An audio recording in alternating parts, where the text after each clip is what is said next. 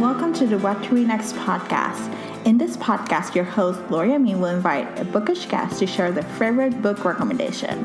If you share a passion for books and always looking for your next read, then join us. Hi, Ashley. Welcome to What to Read Next podcast. Hi, Laura. How are you today? I'm doing good. How are you? Good. It's really pretty out today, so I can't complain. It is really pretty. It's like in the 70s. It's not too hot. It's sunny. It's not raining. It's been a really nice weather change. Yes. After a week long every day raining, I'm really appreciating this. Yes, me too. I'm like, I just need to go for a walk after that. So I love this. Instead, we're recording a podcast. Yes. Yes. I'm like, I just need to just enjoy Chicago.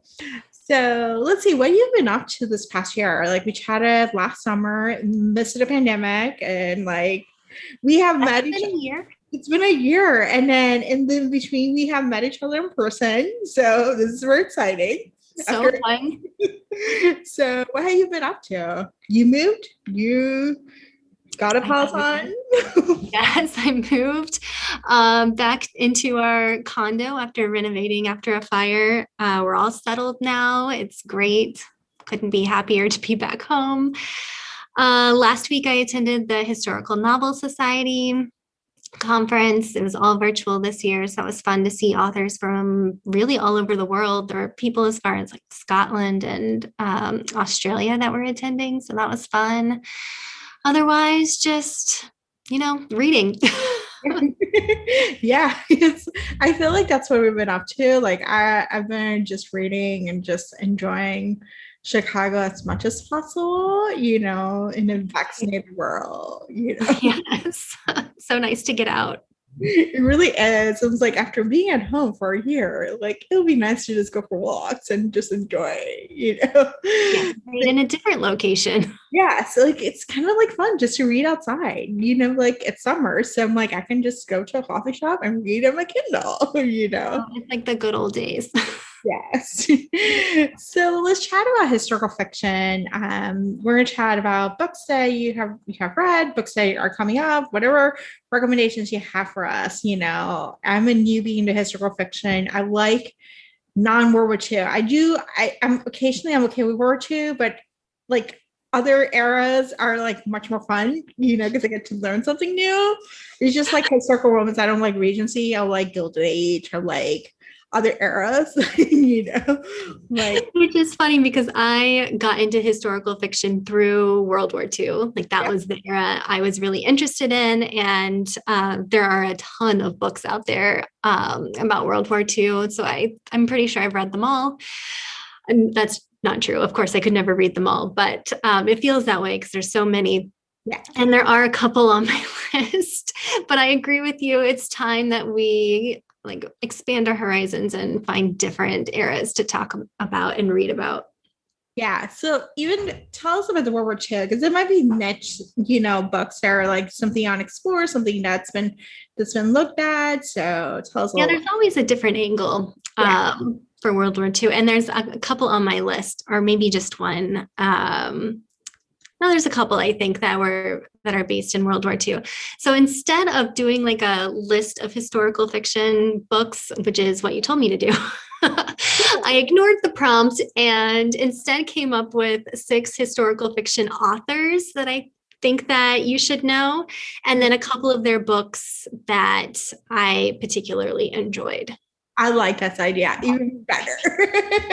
I'm glad I'm not going to be kicked off the podcast for not following the rules. This is even better. Like, I love this idea of those historical authors because then you can look at their backlist. So, which is like very exciting. Exactly. Okay, so the first author I have is Jenny L. Walsh. I think she's interesting. She became a novelist after a decade writing advertising. Advertising copywriter. I first got into her books with Becoming Bonnie and Side by Side, 2 books about the infamous duo Bonnie and Clyde. They were both so much fun to read. I just flew through them. But her latest book that just came out like last month or a couple months ago is A Betting Woman. And it is the best historical fiction book I've read this year, I think, if not longer. I've been recommending it to anyone who expresses remote interest in historical fiction. It's about a real woman who popularized the game of blackjack in the United States. Oh my gosh, I love this. This sounds so good. A really good non-World War II book. Yes. You had me at blackjack and you had me as a female protagonist. I'm like, yes. Listen, I know nothing about gambling or especially blackjack. I didn't even know how to play. I had to ask my dad to teach me after reading this book. And I don't read a lot of books about like the gold rush in California. Like that era has not appealed to me, but this book I could not put down. The protagonist was just so much fun to read about. Love this. Okay, I'm borrowing from my library. So the next author is Camille Demau. I think that's how you pronounce it. I'm not positive. She left a career in real estate to become an author. And I first got into her books with The Beautiful Stranger, which takes place at the Hotel del Coronado, where filming is underway on the movie Some Like It Hot. So a famous actress makes an appearance in her book. Oh my gosh. But more recently, the book that I read by her is The First Emma. And a friend of mine thought that it had something to do with like Emma, the novel by Jane Austen. It has nothing to do with that. So you don't have to worry. She's not doing anything with our beloved Emma novel. It is the true story of Emma Kohler, whose tycoon husband Otto was killed in a crime of the century murder by his two mistresses who, and get this, are also named Emma. Both of his wife and his two mistresses were all named Emma. And then Emma, his wife, became the CEO of a brewing empire during Prohibition. Oh my gosh. All true. Oh my gosh. Oh my gosh. Yes, I love this. Good book.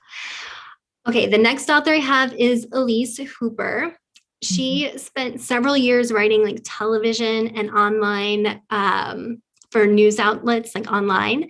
And then she got an MA and started teaching high school literature and history before she became an author.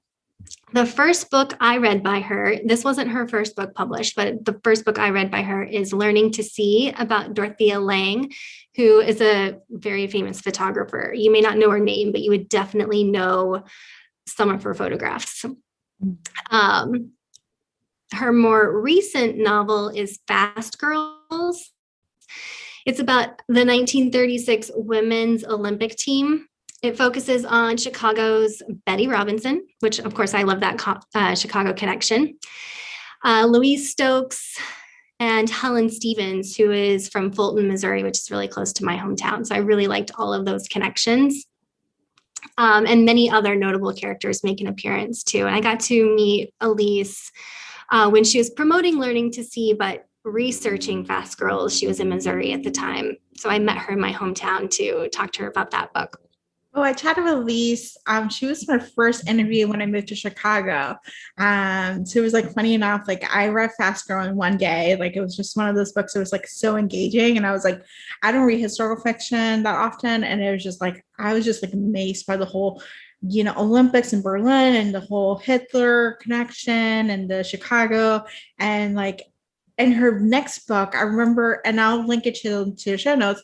Her next book sounds so good. I don't remember the specifics, but I just remember being like, I just want to read your next book. Like that's how I felt. Strong female protagonist. I feel like that's like her brand. Yeah. Oh man, I wish I had read more about what she's coming up with next. My fourth author is Jill Paul. I had the opportunity to interact with her several times, and she is like just a delight. She writes both historical fiction and historical nonfiction, but of course, I love her for her historical fiction. The book I read by her is Jackie and Maria, which chronicles Jacqueline Kennedy and Maria Callas's lives leading up to becoming rivals for Aristotle Onassis' affections.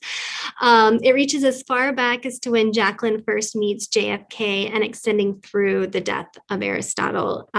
So we all know a lot, at least Americans, we all know a lot about Jacqueline Kennedy. But we may not know a whole lot about Maria Callas. I certainly didn't. I could not have told you what she was famous for or even have connected her to Aristotle. But I thought Jill did a really good job of balancing between a very well-known character and a lesser-known character and making us really kind of root for both of them. Mm-hmm. And then she has a book coming out soon called The Collector's Daughter, which is about Lady Evelyn Herbert. Yeah, I think that's right. Who grew up at Highclere Castle, which was the inspiration where the filming took place for Downton Abbey. Yay! Anyway, Evelyn became the first person in modern times to enter the tomb of King Tut. Oh my gosh. Yeah, so that's going to be amazing. I can't wait to read that one. That sounds so good. My next one is a different one because she just had her debut book come out. It's Sarah Pinner, and I am so fascinated by her story. She worked in corporate America in finance for 13 years, and she just recently left her day job to become a full-time author. She wrote a manuscript, queried agents, got a little interest, but ultimately it was rejected by all of them. So she went back, she got some good feedback from those agents. So she went back and wrote a second manuscript, which ended up having 5 offers from agents, several of whom had rejected her first manuscript. And then there was a bidding war between publishers for her debut novel. So it's really this Cinderella story backed by a lot of hard work and dedication on her part. I think she started writing in 2015. So I like to joke that she's like an overnight success over the course of 5 years, 6 years? 6 years. So her book is The Lost Apothecary, and it has just gone wild. So if you haven't heard of it, you have any interest at all in historical fiction, you've probably been living under a rock or something, because it's been getting a lot of attention. It's an instant New York Times bestseller. It was on the list for 7 weeks, debuting at number 7 on the hardcover fiction list. It's currently in the works as a drama series at Fox. It's on the USA Today, IndieBound, and Publishers Weekly list for over 11 weeks, and is an international bestseller in Canada, Belgium, and Sweden. It's like the dream scenario for every debut author. Oh my gosh. Except for the fact that it debuted during a pandemic. I'm sure that was not ideal. Yeah, but it's still pretty impressive. I love it. Yeah. And then Michelle Gable is my last featured author, although I have a list of others in case you don't have enough here to read. So I like Michelle's story too, because it took her 8.5 years to land a book deal, 3.5 years to find an agent, and over 5 years then to find a publisher to publish her book. Now she's an author of 4 books and a New York Times bestseller. I first featured her book The Summer I Met Jack. It imagines an affair between JFK and Alicia Corning Clark and the child that they may or may not have had. And her 5th book comes out in August. It's The Bookseller's Secret, and it's a novel about literary icon Nancy Mitford, and it is a World War II story. It is okay, but that's a different World War II story. Right?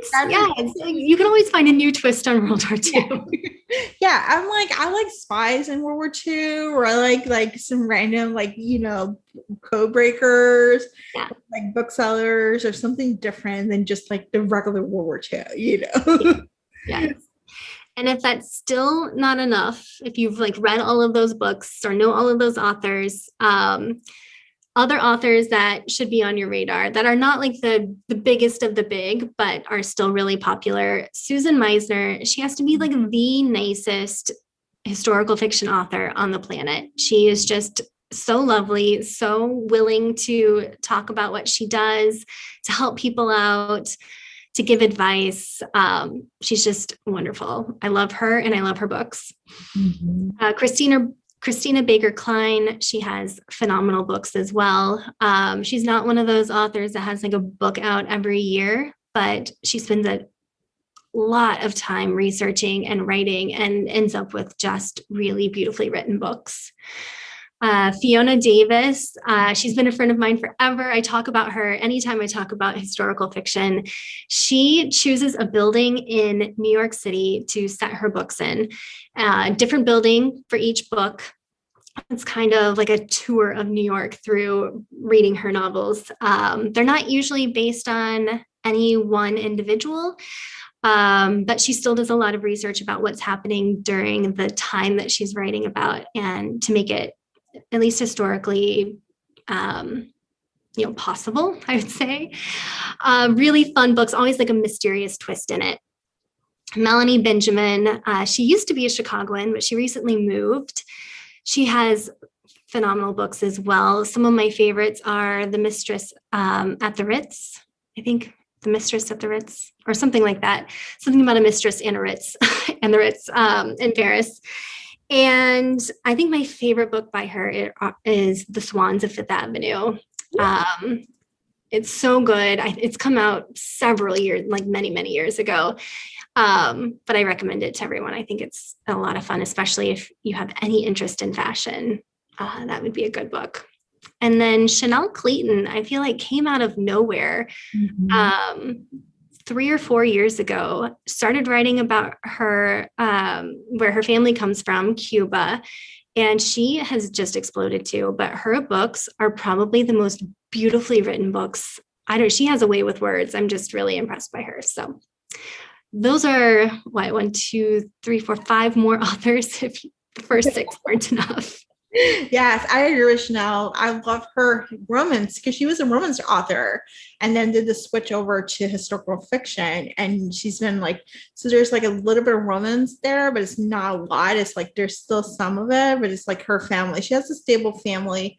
I think it's the Rodriguez family, and she has the different ancestors. Each book will touch base on one ancestor. Right. So it's kind of cool. You get to see in this world, the historical fiction, there's this one family that we follow through. Yes, I love it so much. She was not on my radar at all when she was in romance. I read some romance, not like you, where it's mostly romance and I'm mostly historical fiction, but I read a little. But her name had not crossed my desk at all until she came out with that first historical fiction novel. And I was just so happy to have found her. Yes, I love it. I love the fact that it's unique. It's Caribbean. It's set in Cuba, and it's there's something unique about it. It's not any typically I don't know. We see a lot of historical fiction in Europe or even Yes. Asia, but it's not a lot of Caribbean or Latin America. So Yeah, exactly. And I still don't think there's a lot being written out there, even though her books have been so popular. I'm surprised other authors haven't come out to write about that era, or that area of the world. Yeah. So, I love all these recommendations. So talk to us about your blog. Tell us a little about it. What can people expect? Why they should come and log into your site every day? Okay. Well, I do book reviews.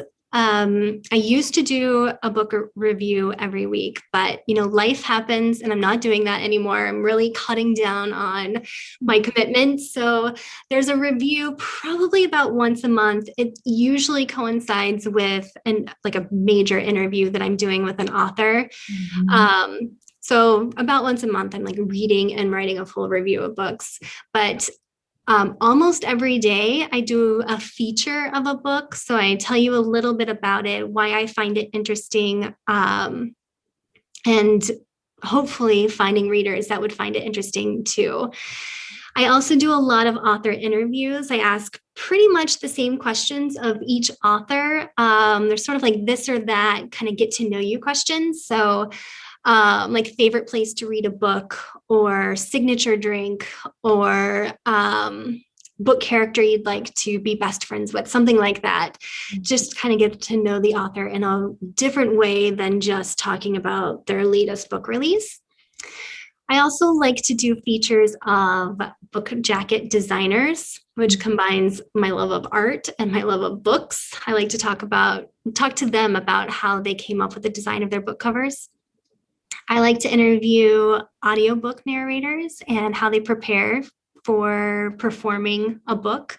It's always so interesting to talk to them about what they think about when they're reading the book for the first, second, third time, and then how they come up with the voices for each character. And then, lists of books that are coming out each month or centered around a theme. I don't know, I try and like change it up a little bit. So that's kind of what I'm doing right now. I love this. Yeah, I love your side because there's a little bit of everything, and there's a diversity. Like even the author interviews, there's not just historical fiction. There are other types of authors, and you can discover like new books that are coming out. So you get the pulse of what's happening and get to know the author in a more unique fashion, and just saying like, oh, here's my book and here's what I write. That's a good point. I should mention it. Even though I love historical fiction, it's my genre of choice.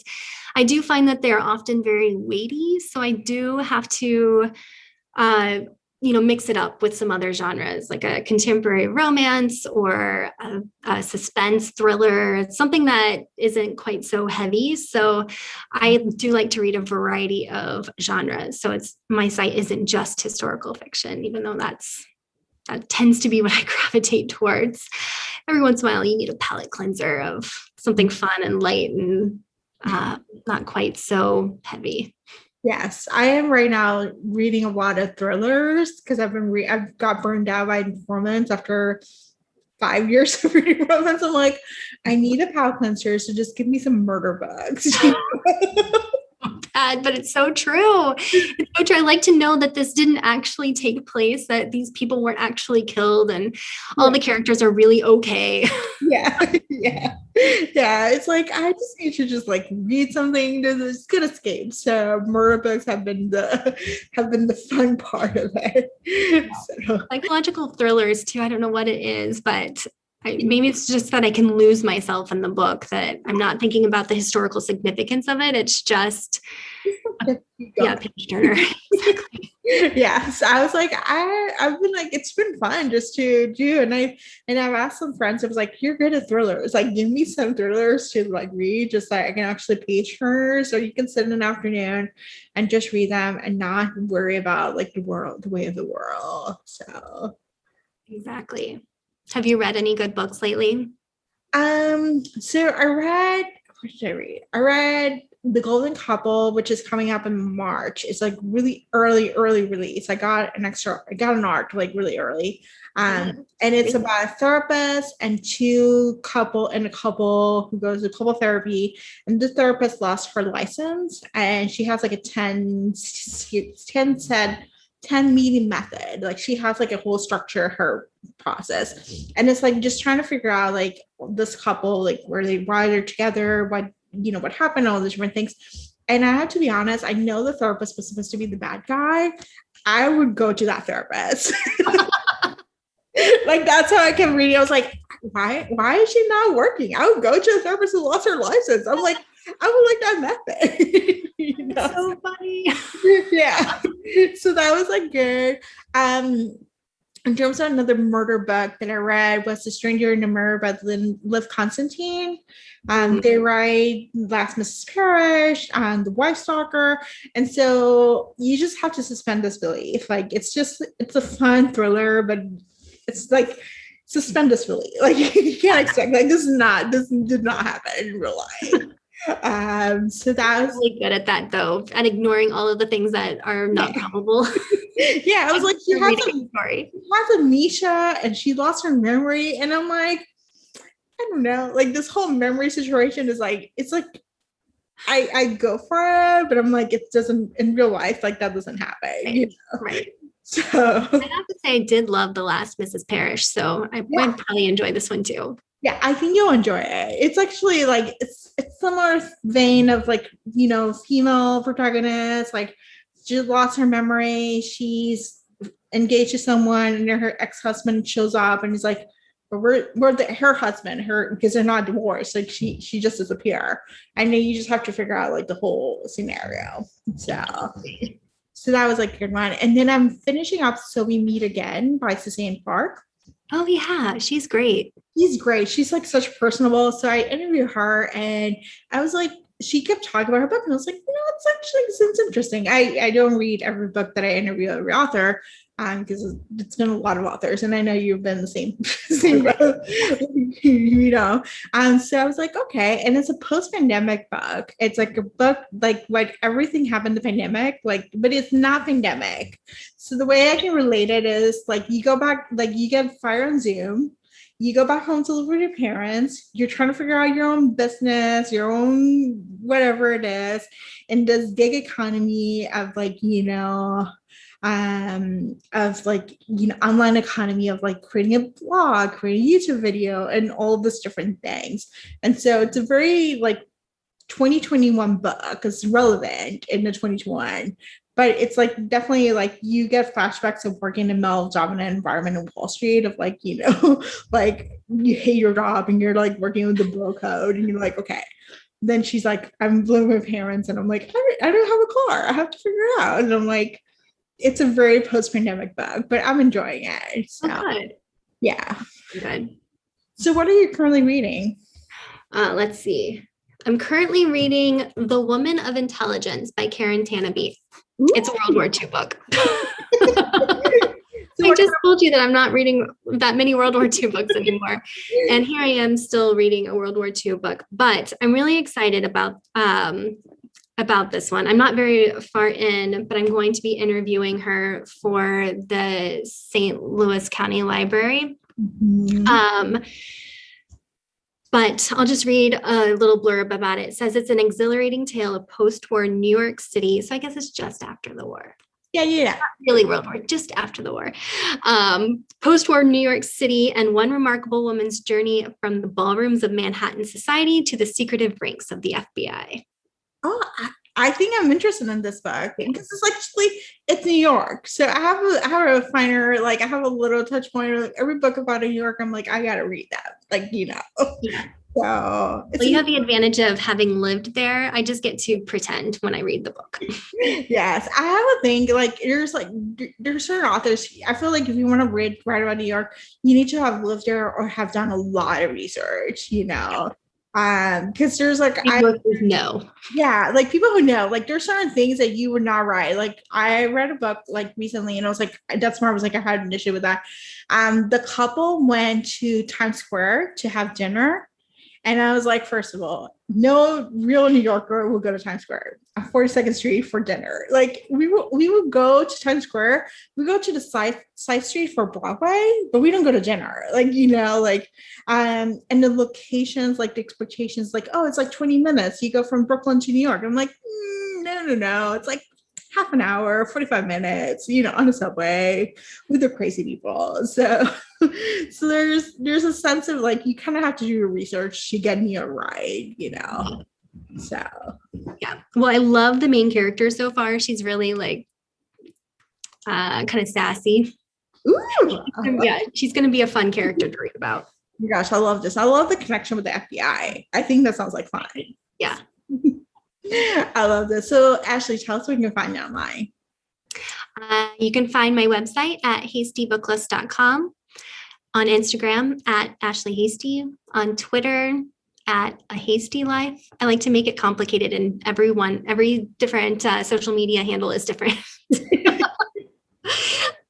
It is all good. So thank you, Ashley, for being the show. Thank you so much. I love coming. If you enjoyed this podcast, feel free to share with friends, subscribe, rate, and review the show. This is the easiest way to support the podcast.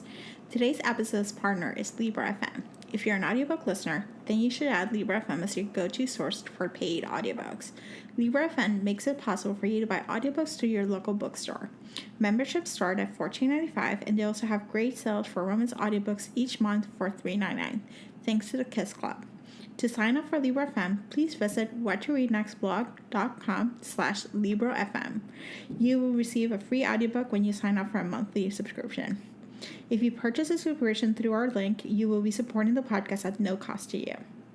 The What to Read Next podcast is part of the Frolic Podcast Network. Please visit frolic.media/podcast to discover new shows to tune in. Thank you so much for listening and have a great day.